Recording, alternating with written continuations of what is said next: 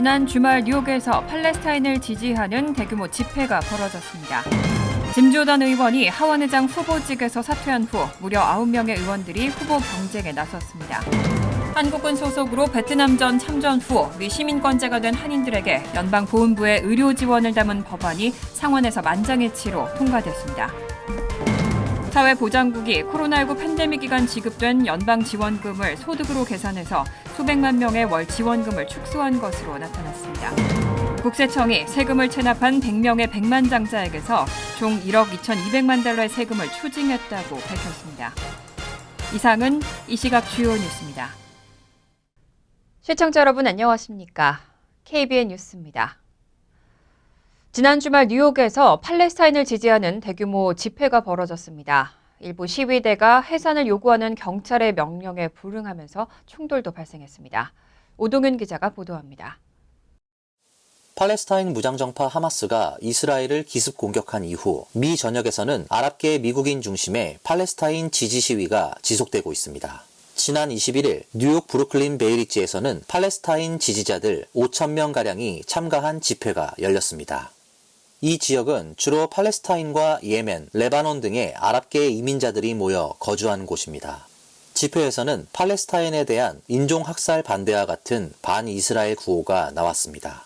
집회는 낮부터 시작됐지만 일몰 후에도 계속됐고 일부 참가자들은 경찰의 해산 명령에도 불구하고 도로를 차단하고 불을 지르기도 했습니다. 또 일부 시위 참가자들은 경찰에게 계란 등을 던지기도 했습니다. 이에 경찰은 폭력적인 시위 참가자 20여 명을 체포한 것으로 전해졌습니다. 앞서 지난 20일에는 뉴욕 맨하튼에서 139명의 팔레스타인 지지 시위 참가자가 교통방해 혐의로 체포되기도 했습니다. 한편 그보다 앞선 지난 19일 타임스퀘어에서는 수백 명이 참석한 친이스라엘 시위도 있었습니다. 이날 수백 명의 시위대는 하마스에 의해 납치된 인질들의 석방을 촉구했습니다.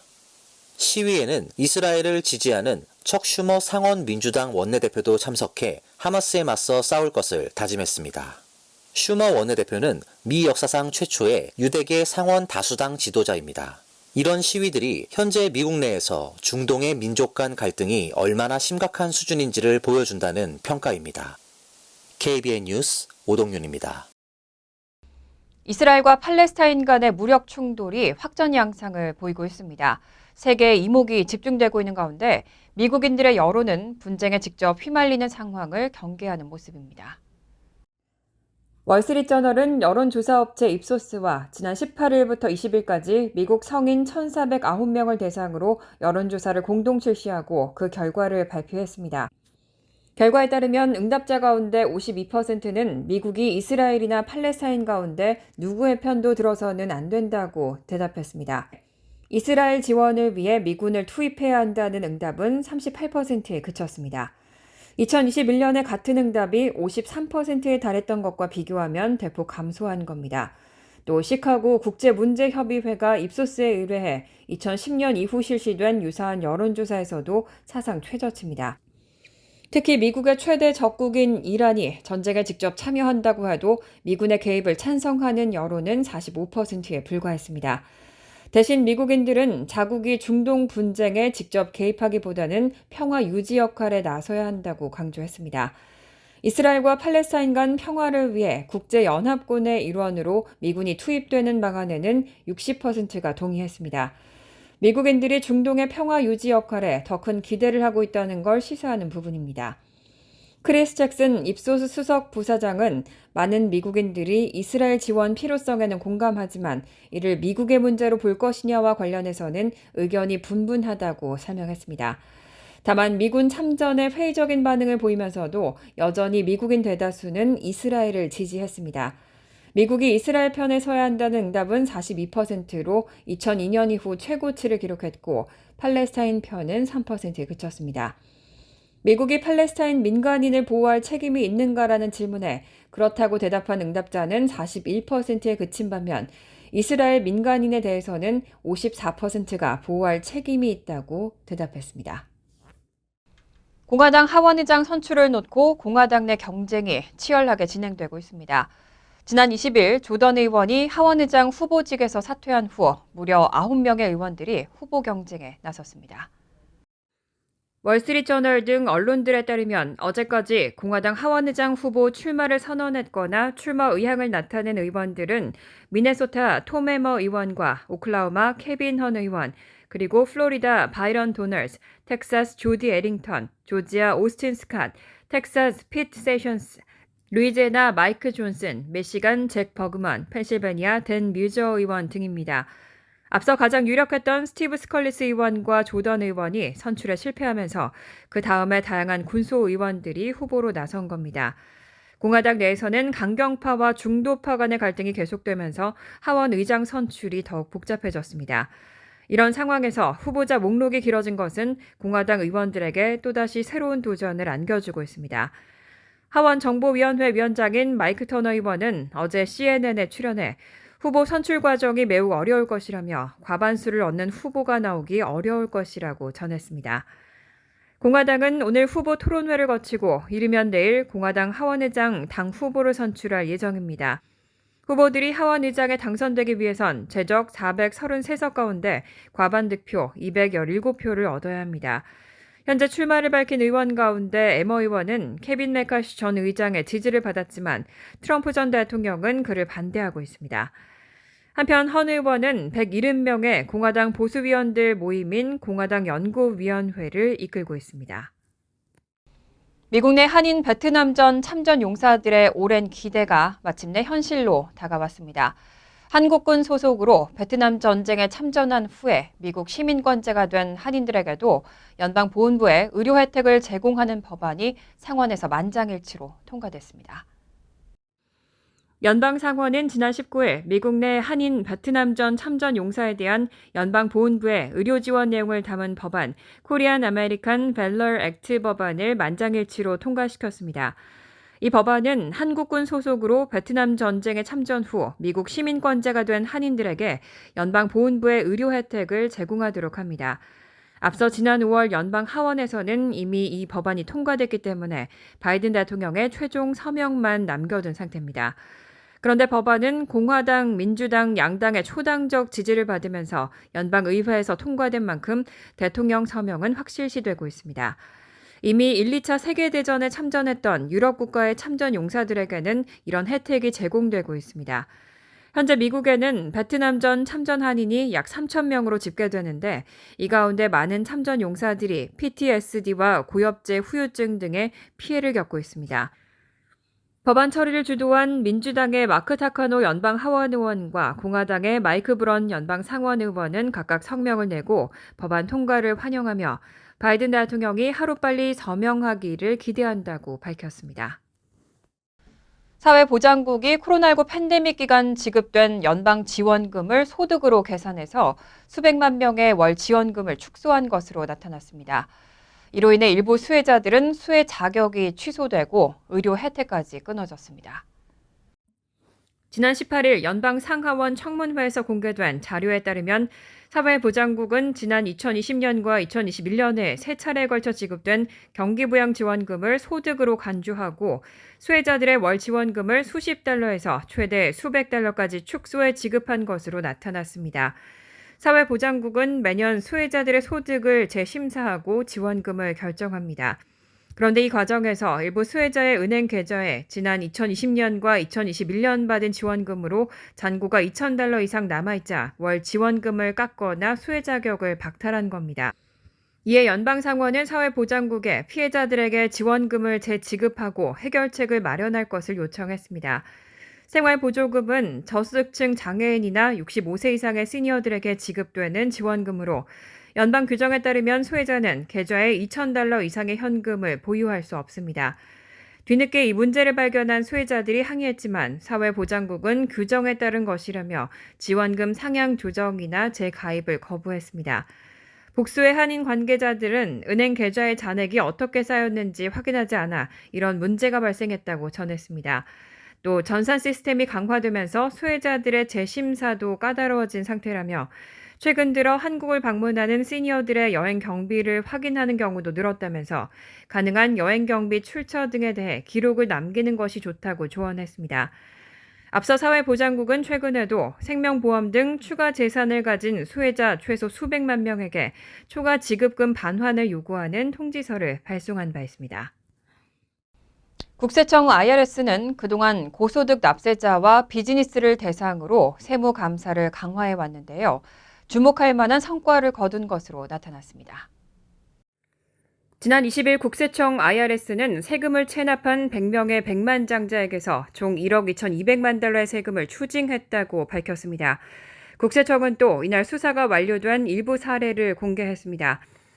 이 가운데 한 기업의 전 CEO는 야외 수영장과 테니스 코트, 농구 코트 등을 포함한 5만 1,000스퀘어피트 규모의 맨션 건설 비용을 업무 경비로 처리한 것이 적발돼 1,500만 달러의 벌금과 징역 1년이 선고된 것으로 알려졌습니다.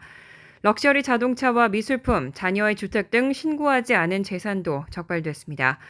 또한 레스토랑 업주는 비즈니스 운영 비용을 빼돌린 사실이 적발됐고 다른 고소득자는 페라리와 벤틀리 등 고가의 차량을 구매하기 위해서 가짜 업장을 만들고 코로나19 관련 지원금 500만 달러를 부정 수령한 사례도 적발됐습니다. 채무 전문가들은 IRS가 최근 시스템의 디지털화 및 인력 강화를 통해서 전체적인 감사 능력을 높이고 있다며 앞으로도 고소득자와 비즈니스에 대한 집중 감사가 더욱 강화될 것으로 전망했습니다. 앞서 지난 9월에도 IRS는 고소득자 175명에게서 3,800만 달러의 체납 세금을 징수했다고 발표한 바 있습니다. 또 미납 세금이 최소 25만 달러인 백만장자 1,600명이 있다며 이들에 대해 강력한 감사를 예고했었습니다. 이날 발표에 따라 IRS는 고소득자를 상대로 총 1억 6천만 달러의 세금을 회수하게 됐습니다. 하지만 비즈니스 인사이더가 공개한 IRS의 자료에 따르면 지난 2015년부터 2020년까지 매년 연간 소득이 100만 달러가 넘는 납세자 1,000명이 소득을 신고하지 않은 것으로 나타났습니다. 남은 감사 대상에 대한 세무감사가 마무리되면 징수 규모는 이보다 훨씬 더 커질 전망입니다. 수년간 확장을 거듭해온 거대 약국 체인들이 최근 수백 개의 매장을 폐쇄하고 있습니다. 저소득층과 취약계층은 이미 의료 사각지대에 놓여 있다는 지적이 많은데 갈수록 건강 불평등 우려가 더 커지고 있습니다. 라이트 에이드, CVS, 월그린스 등 대형 약국 체인 3사가 1,500개 이상의 매장 폐쇄를 계획하고 있습니다. 특히 3대 드럭스토어 가운데 하나인 라이트 에이드는 지난 15일 뉴저지 파산법원에 파산 보호를 신청하고 실적이 부진한 매장 154개를 1차로 폐쇄하겠다고 발표했습니다. 앞으로도 경비 절감을 위해 최대 500개 매장을 폐쇄할 계획입니다. 라이트에이드는 코로나 팬데믹 이후 백신 접종의 급감과 사업 부진으로 누적 적자가 쌓인 데다 최근 오피오이드 등 마약성 진통제 남용과 관련한 대규모 소송까지 더해지며 파산에 몰렸습니다. CVS도 구조조정을 진행하고 있습니다. 지난 2021년에는 향후 3년간 900개 매장을 폐쇄하겠다고 발표했고 현재까지 244개 매장이 문을 닫았습니다. 이 밖에 월그린스도 150개 매장 폐쇄를 발표하는 등 3대 약국 체인이 모두 몸집 줄이기에 나섰습니다. 그런데 문제는 이런 약국 매장의 감소가 미국 취약계층에게 의료 서비스 공백으로 이어지며 심각한 건강 불평등을 초래할 수 있다는 점입니다. 약국의 매장 감소는 특히 흑인과 라틴계, 저소득 지역에서 의료 서비스의 공백을 초래할 수 있습니다. 공중보건 전문가들은 약국이 가장 먼저 사라지는 지역이 주로 흑인과 라틴계 및 저소득층 주거지역이라는 점을 지적하면서 이미 해당 지역들에서는 약국 접근성 악화가 발생하고 있다고 우려했습니다. 또 이런 공백이 약국과 약사의 의료 서비스가 가장 필요한 지역사회에 불균형적으로 영향을 미치고 있다고 지적했습니다. 뉴저지 한인 어르신 단체인 상록회가 지난 금요일 후원의 밤 행사를 개최했습니다. 뉴저지 한인 상록회는 지난 금요일 저녁 뉴저지 포트리 더블트리 호텔에서 회관 건립기금 모금을 위한 후원의 밤 행사를 개최했습니다. 강태복 이사장의 개회 선언으로 시작된 행사는 차영자 회장의 환영사와 지역 정치인들의 축사 순으로 진행됐습니다. 뉴저지 한인 상록회 차영자 회장은 환영사에서 후원자들에게 감사 인사를 전하고 현재 뉴저지 상록회관은 연 인원 13,000여 명이 이용하고 있다며 회관 건축의 필요성을 강조했습니다. 그래서 이번에 이제 이렇게 조금씩 모여갖고 전에가 맨날 새방살이 이렇게 다니는데 뭐 비워달라 그러면 또 비워줘야 되고 참 너무 좀 그래요. 안타까워요. 우리 회원님들이 이렇게 많은데 불편을 하게 해서. 근데 여기로 리오냐로 이사를 와서 많은 분이 지금 왕래를 하시거든요. 1년에 한 년 인원이 12,300명의 회원들이 상로 회원을 왔다 갔다 지금 하고 계셔요. 뉴욕 한인회 김광석 회장은 축사를 통해 협력과 지원을 약속했습니다. 참 그동안에 수고하신 여러 회장님들, 이사님들, 특히 차영자 회장님 보시니까 우리 강태호 이사장님하고 그냥 열심히 끌고 나가시는데 뵙기만 해도 우리가 도와야 되겠구나 하는 생각이 절로 납니다. 한편 이날 행사에서 에어 프레미아가 제공한 한국 왕복 항공권은 행운권 추첨을 통해 이 필렛 씨에게 돌아갔습니다. 간추린 소식입니다. 성김 미국 대북 특별대표 겸 인도네시아 대사가 연내 은퇴할 것으로 알려진 가운데 대북 특별대표 후임으로 정박 국무부 동아시아 태평양 부차관보 겸 대북 특별부대표가 거론되고 있습니다. 다만 한국계인 박 부대표는 대북 특별대표를 겸직하고 있는 김 대사와 달리 북한 업무만 전담할 가능성이 크다고 복수의 외교 소식통이 전했습니다. 뉴욕에서 자란 박 부대표는 중앙정보국 동아태 미션센터 국장, 국가정보국, 동아시아 담당 부정보관 등으로 근무하면서 북한 분석 업무를 담당했고 브루킹스 연구소에서 한국 석좌를 거쳐 2021년 바이든 정부가 출범하면서 한국의 국장급인 동아태 부차관보로 기용됐습니다. 지난해부터 미시간주의 한 유대교 회당을 이끌어온 서맨서 월 회장이 지난 21일 아침 디트로이트에 위치한 자택 인근에서 흉기에 찔려 숨진 채 발견됐습니다. 현지 경찰은 월이 발견된 장소에서 그의 집까지 이르는 길을 따라 혈흔이 남아있던 점을 토대로 자택 안에서 범행이 이뤄진 것으로 보고 있습니다.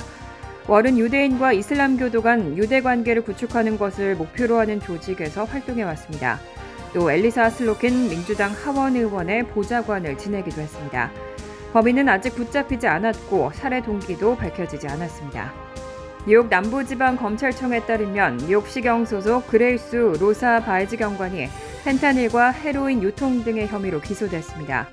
바이즈는 동거인 세자르 마르티네즈와 함께 마약을 판매한 혐의를 받고 있습니다. 바이즈는 지난 11일 펜타닐 2kg을 6만 달러에 팔겠다고 구매자에게 제안한 것으로 알려졌고 검찰은 당시 바이즈가 근무 중이었다고 전했습니다. 16일에는 용커스에서 그리고 지난 19일에는 헤로인 1kg, 펜타닐 640g을 판매하다가 경찰에게 체포됐습니다. 바이즈는 2012년부터 뉴욕 경찰국에서 근무해온 것으로 알려졌습니다.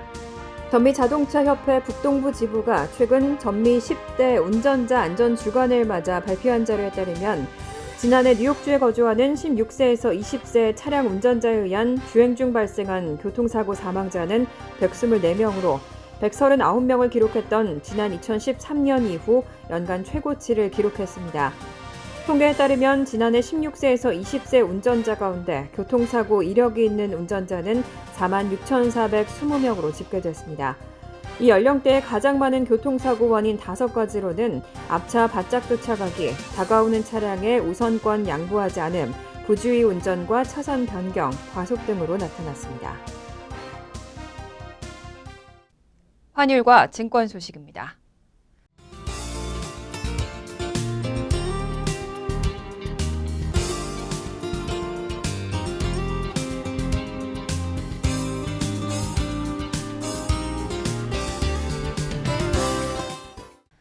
이어서 날씨입니다.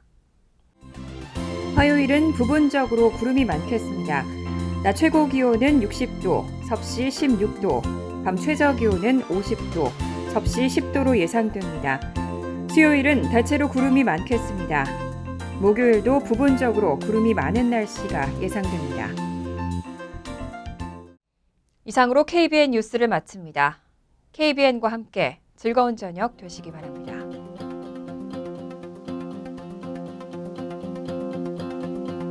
미 동부 최대 한인방송 KBN이 제작하는 KBN 뉴스는 웹사이트 mykbn.com 그리고 유튜브와 페이스북에서 다시 보실 수 있습니다.